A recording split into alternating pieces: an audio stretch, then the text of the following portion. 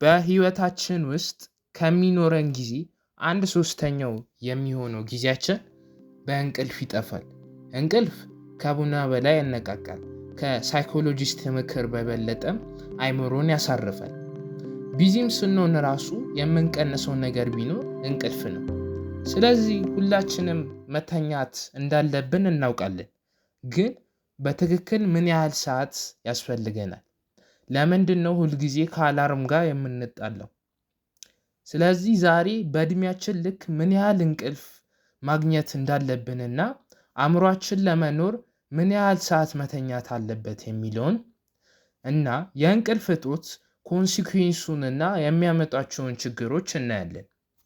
አሁን ደግሞ ሳይንቲስቶች ያስቀመጡልንን የእንቅልፍ ሰዓት ዝርዝር በእድሜ የእንቅልፍ ተመራማሪዎች ወይም ስሊፕ ፋውንዴሽን 2025 ጉይድላይንስ እና ባለሙያዎች ወይም ማዮ ክሊኒክ ኤክስፐርቶች እንደሚናገሩት የሚያስፈልገን የእንቅልፍ መጠን እንደየእድሜው ይለያያል ብለው ይናገራሉ።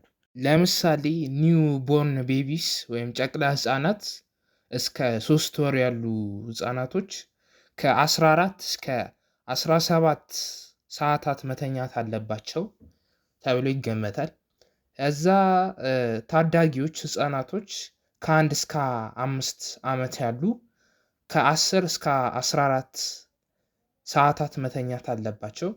ከዛ የደረጃ ትምህርት ቤት ልጆች ከ6 እስከ 13 ዓመት ያሉት ከ9 እስከ 11 ሰዓታት መተኛት አለባቸው። ቲኔጀሮች የምንላቸው ከ14 እስከ 17 ወይም እስከ 18 ያለው ከ8 እስከ 10 ሰዓታት መተኛት አለባቸው። አደልት ደግሞ የምንላቸው ከ18 ወይም ከ19 እስከ 64 ዓመት ያሉት ከ7 እስከ 9 ሰዓታት መተኛት አለባቸው። ሽማግሌዎች ደግሞ ከ65 ዓመት በላይ የሆኑ ከ7 እስከ 8 ሰዓታት መተኛት አለባቸው። አደልት ደግሞ ከሆናችሁ ወይም አዋቂ ሰው ቢያንስ 7 ሰዓት መተኛት ወርቃማው ህግ አንዱ ነው። እንደ ምርጫ የሚተው አይደለም። ዘወትር ከዚህ በታች የምተኙ ከሆነ ወይም ከዚህ በታች እንቅልፍ የምታገኙ ከሆነ በሳምንቱ መጨረሻ ቀናት በቀላሉ መክፈል የማትችሉትን የእንቅልፍ ዕዳ በሰውነታችሁ ላይ እየጫናችሁ ነው። እንቅልፍ ለምን አስፈላጊ ነው?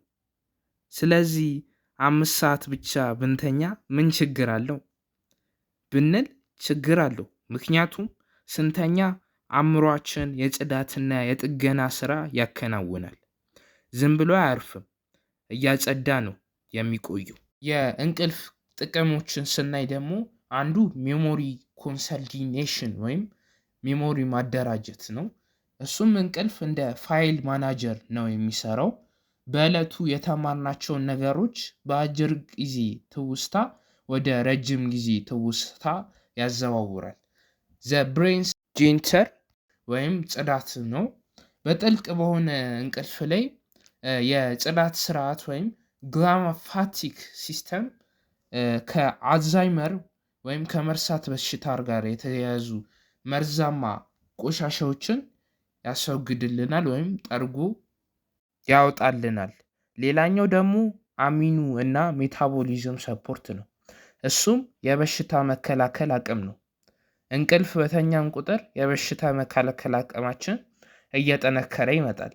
እሱም የራብ ስሜትን የሚቆጣጠሩ ሆርሞኖችን ያስተካክላል።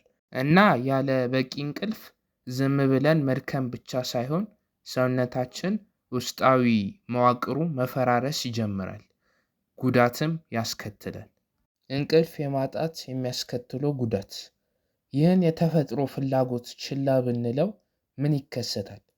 ሪሰርቾች እንደሚሉት የረጅም ጊዜ የእንቅልፍ እጥረት እነዚህን ያመጣል።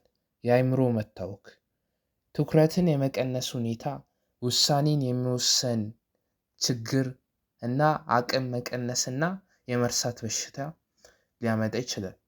ሌላኛው አካላዊ በሽታ ነው ወይም ፊዚካል ኢልነስ። እሱም የበሽታ የመከላከል አቅምን መዳከም እና የደም ግፊትና የውፍረት መጠንን በ50% ይጨምራል። ሌላኛው ደግሞ የስሜት መቃወስ ለጭንቀትና ለድብርት መጋለጥ ወይም ዲፕሬሽን ይፈጥራል ማለት ነው። ስለዚህ ከ6 ሰዓት በታች የምተኙ ሰዎች ለአእምሮ መታወክ የመጋለጣችሁ እድል 33% ይጨምራል። ስለዚህ ይህ አንድ ቀን ድካም ብቻ ሳይሆን የረጅም ጊዜ የጤና አደጋ ነው። ስለዚህ በመጨረሻ በቂ እንቅልፍ እንደምናገኝ እንዴት እናውቃለን የሚለውን እንይ። በቂ እንቅልፍ እንደምታገኙ ለማወቅ ከፈለጋችሁ ጠዋት ስትነሱ ምናምን ንቁ ንቁ ይሰማችኋል፣ ብርቱ ናችሁ፣ እሱን እዩ እና የሆነ ከከሰዓት በኋላ ምናምን ድካም ድካም ይሰማችኋል፣ እሱ ብርቱ ናችሁ ከሰዓቱ ወይ የሚለውን እዩ። አዎ ከሆነ የጥሩ የእንቅልፍ ሰዓት ታገኛላችሁ ማለት ነው። አይ ከሆነ ደግሞ የቤት ታይማችሁን ማስተካከል አለባችሁ፣ ጥሩ እንቅልፍ ማግኘት አለባችሁ ማለት ነው።